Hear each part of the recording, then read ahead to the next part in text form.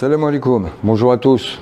Aujourd'hui, je vais vous parler d'un état d'être qui est en lien avec une vidéo qu'on a faite sur le bonheur. Et là, on va voir un peu le pendant inverse en abordant un verset coranique.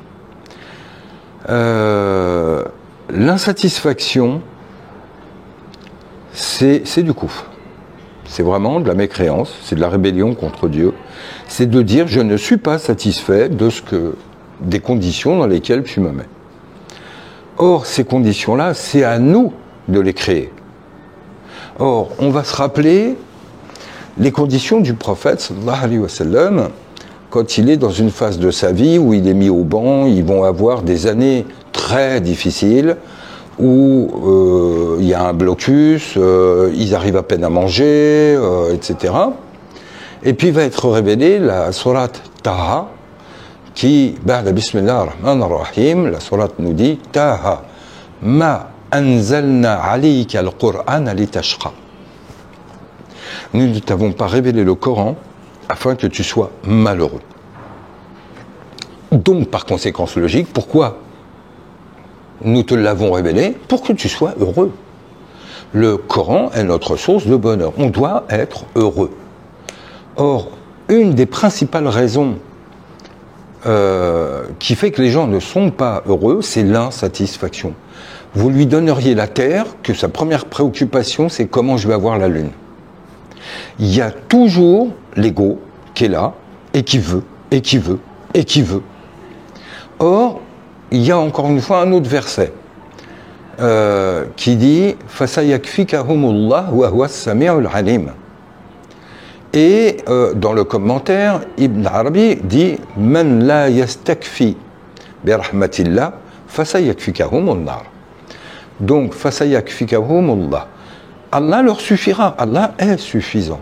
Allah est le Muna'im, il est celui, le dispensateur des grâces, il nous donne plus qu'on a besoin. Donc à partir de là, que veut dire le commentaire d'Ibn Arabi? Celui qui ne se satisfait pas de la grâce divine, de la rahma, il se satisfera du feu de l'enfer. Or, c'est exactement ce qui se passe aujourd'hui dans nos sociétés notamment, où nous avons beaucoup plus qu'il ne le faut. Et on est dans un état d'insatisfaction permanente. On ne sait plus dire Alhamdulillah. On ne sait plus se contenter du nécessaire. Il y a un adage dont je me souviens quand je vivais en Algérie, où les anciens nous disaient toujours Al-baraka fil qalil wa al-istiqlal fil qalil. Istiqlal, l'indépendance, l'autonomie, et dans le qalil, c'est la même racine. Ou le baraka fil qalil. La baraka d'Allah, elle est dans le fait de se satisfaire de peu, dans la capacité d'être heureux avec peu. Chaque fois que l'on a un désir qui n'est pas une réalité, un réel besoin, c'est une condition que l'on met à son bonheur, et donc c'est une condition d'être malheureux. Plus il y a de conditions au bonheur, moins on a de chances d'être heureux. Or, apprendre à se satisfaire, ar-rida bil qalil, être satisfait du peu que l'on peut avoir, et il y a des pays aujourd'hui chez lesquels on peut y assister en direct avec peu, ils ont le sourire, ils vous reçoivent généreusement, ils sont dans un réel islam, ils sont heureux, heureux, heureux, heureux. Or, quand Allah dit ça au prophète, Ma anzalna alayka al-Qur'ana litashqa, t'as pas donné le Coran pour être malheureux, on te l'a donné pour être heureux.